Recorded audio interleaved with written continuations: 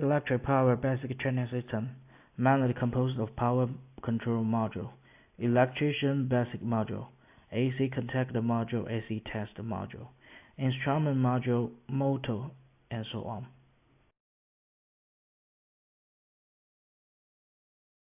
Electric power basic training system.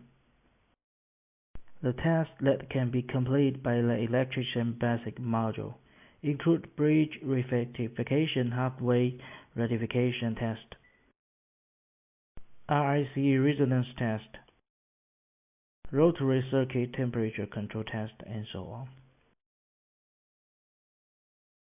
The electrical parts include in detector lights, buttons, AC contactors,